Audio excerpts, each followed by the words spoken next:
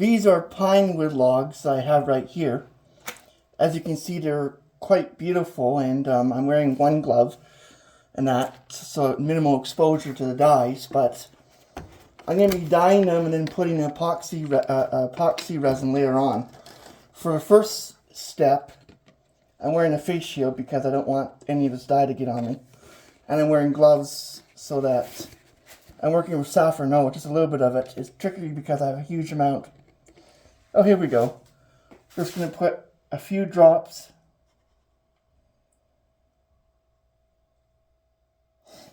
And you just put a few drops on it and let it diffuse into the wood.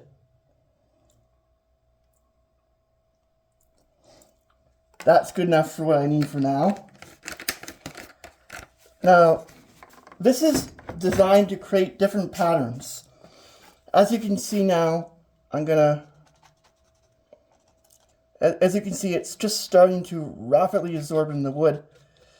And because it's wood, not paper, it absorbs into the wood very quickly, so that I can throw this aside. And I'm going to use St. John's wort. I'm going to use another dye called St. John's wort, which is a yellow color with a fresh amount of pipettes.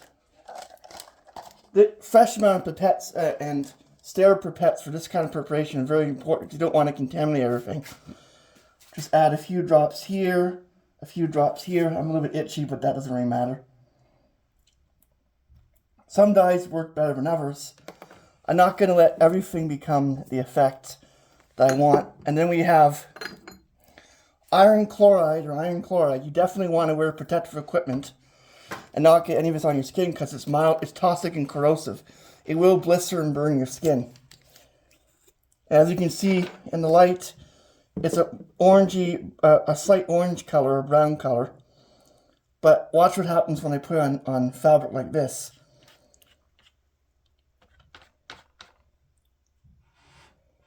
It's a blot drying technique, and we're trying to combine different types of dyes and pigments to see what kind of result they have on the wood.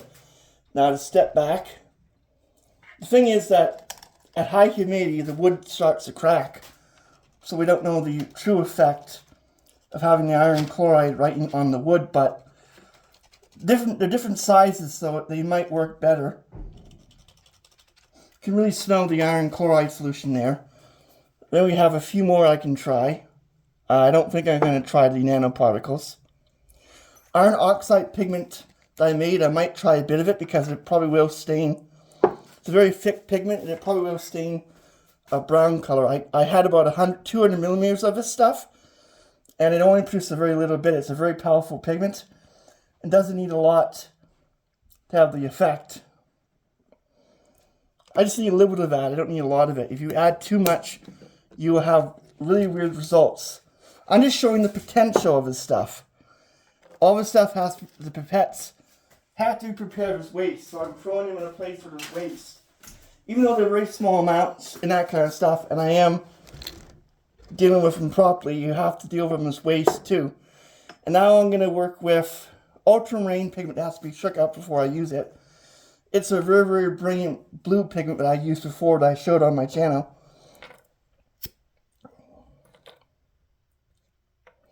It does stain my fingers a little bit blue when the cap comes off, but this is a brilliant, brilliant, brilliant color, and I can probably put it on different fabrics. You getting to see where this is going? The pigments that contain like iron oxide or other insoluble pigments do work quite well, just as well as other stains, except that I'm finding that they won't work well for paper, but they'll probably work quite well for other types of stain. Now I have Azurean red, which I'm going to put that on too, and I have a pipette, and I'm going to place this down and just put it on a few of them. Now you can look at it and look at this. That looks quite pretty. This still needs some work, so I'm going to add the Azurean red at different things. It does have a strong smell when it reacts with the wood, but it's going to do that. Some of them smell like rotten eggs. I'm not sure why.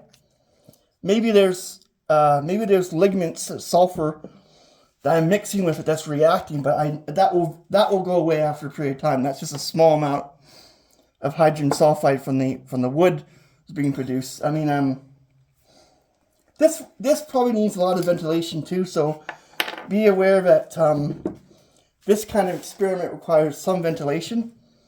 This is a good ventilator because I have fans on a lot of the times. As you can see, I can just put it on the wood.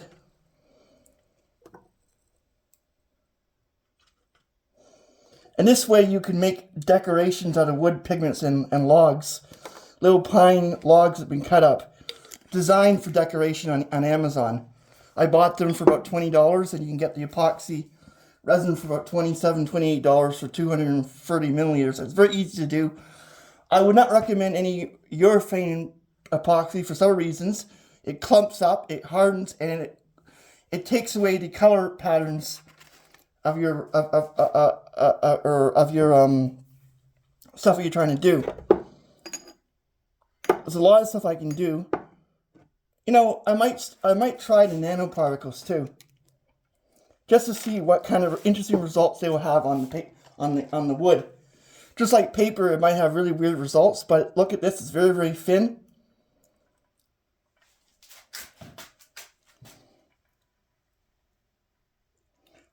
But when I put it on paper, it might have different reactions. Because it's an iron pigment, it will have strange reactions. It might not do anything, like I don't know. It does work with paper, but I don't know what it does with iron and that. But oh, look at this, how it's reacting now. Quite amazing. I'm going to let this sit and dry. But so far, as you can see, I can get these really nice patterns just by using dyes. Maybe you could use iodine. The temperature is 18 degrees Celsius, and the amount of humidity is 30. The lower humidity you have, the better the stuff will work with. I do not recommend working with stuff with high humidity because it could cause the wood to crack too much. But it is a really interesting pattern, and I do like this result. I do like these results. Again, I thank you for watching this video. Video is part 1. Part 2, I'll be making the epoxy when it comes, making it and then applying it to these logs and show you how to do it. Then you can hang them with little wires and something like that. It could have really interesting results. I'm glad I discovered this. Again, I'm wearing a face shield, gloves, and protective equipment because I don't want the stuff getting on me. Minimize that exposure.